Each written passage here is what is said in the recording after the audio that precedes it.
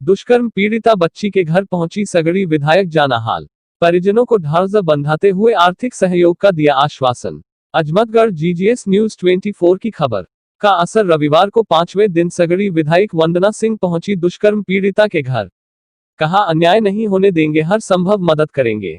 इस दौरान दुष्कर्म पीड़ित के परिजनों ने सुनाया आप बीती, कहा दवा में हो चुके हैं, अब तक 40,000 रुपए प्रशासन की तरफ से कोई सहायता अभी तक नहीं मिली है।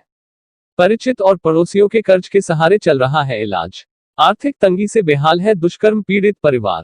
प्राप्त के अनुसार जियनपुर कस्बे के नौशहरा वार्ड में बुधवार को 9 वर्ष की नाबालिग बच्ची के साथ दुष्कर्म हुआ था, जिसको लेकर परिवार के लोग वाराणसी इलाज कराने गए हुए हैं। प्रतिदिन कार्य कर जीवन यापन करने वाले निम्न वर्गीय परिवार के मुखिया का कार्य न करने के कारण परिवार आर्थिक तंगी झेल रहे हैं, जिसके कारण परिवार चिंतित और भयभीत है। परिजनों का कहना है कि आज सुबह प्रभारी निरीक्षक घर पर आए थे और पीड़ित का आधार कार्ड और स्कूल सर्टिफिकेट ले गए तथा आर्थिक सहयोग का आश्वासन दिया। विधायक द्वारा उसकी मां से बात करने पर उसने बताया कि ऑपरेशन हो गया है, स्थिति स्थिर है, लेकिन खर्च को लेकर हम लोग परेशान हैं, आगे कोई रास्ता दिखाई नहीं दे रहा है। अगर प्रशासन या अन्य समाज सेवी जनप्रतिनिधि हाथ नहीं बढ़ाएंगे तो स्थिति गंभीर हो सकती है। इसी बीच आसपास के लोगों ने चंदा इकट्ठा करने की बात कही है। मौके पर विधायक वंदना सिंह, नागेंद्र यादव, मनीष चौरसिया, मंसूर अहमद, समाज सेवी निहाल मेहदी, जावेद कुरैशी, रमेश भारती आदि लोग उपस्थित रहे।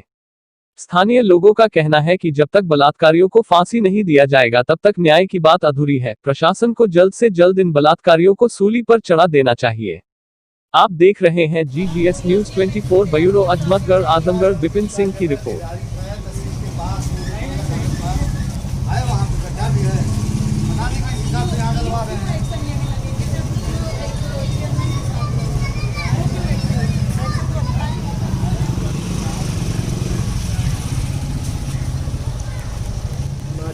विधायक पीड़िता के घर आई थी और उनको आपने आश्वासन भी दिया है, क्या देखा आपने और क्या कहना चाहती हैं? देखिए, ये घटना जिस दिन से हुई है मैं इससे बहुत आहत हूँ। हमारे समाज में छोटी छोटी बच्चियों के साथ ये दुर्व्यवहार जो हो रहा है, जघन्य अपराध हो रहा है, इसके मैं खिलाफ़ हूँ। और इसमें अगर परिवार मेरे साथ खड़ा होगा और जो वो चाहेगा मैं उसके साथ खड़ी रहूँगी और न्याय दिलवाने में पूरी तरह से मदद करूँगी। उसके फादर नहीं है यहाँ पे, उसकी मदर पीड़िता के साथ है। मैंने बात भी की फ़ोन पे, वो रो रही थी, सारी बातें नहीं बता पा रही थी। मैंने उसको समझाया और उसके बाद उससे कहा कि तुम घर आओ, बच्ची जब ठीक होके घर आ जाएगी। मैंने उससे ये भी पूछा कि वहाँ पे जो इलाज हो रहा है वो सुचारू रूप से हो रहा है, तो उसने बताया कि नहीं, ठीक हो रहा है। पर उस बच्ची को इतना दर्द है, इतना वो कराह रही है कि इस वजह से वो उसकी माँ परेशान है। और जो दर्द एक माँ समझ सकती है, मुझे लगता है कि कोई नहीं समझ सकता उस चीज़ को।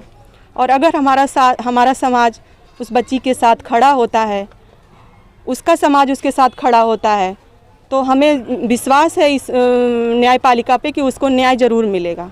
और मुझे उसकी एक बहन मिली, उसने मुझे सारी सच्चाई बताई और उसकी बहन रो भी रही थी। उसकी बहन बड़ी थी।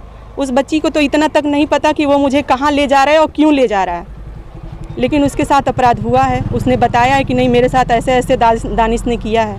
रेप की घटनाएं आए दिन बढ़ रही, कहीं ना कहीं मैम कानून व्यवस्था। देखिए, कानून व्यवस्था की तो आप लोग देख ही रहे हैं जो हालात हैं हमारे यहाँ के। मैं उस पर अभी फ़िलहाल नहीं कुछ कहना चाहती, लेकिन हाँ, कहीं ना कहीं हमारी सरकार, हमारी कानून व्यवस्था पूरी तरह ध्वस्त है।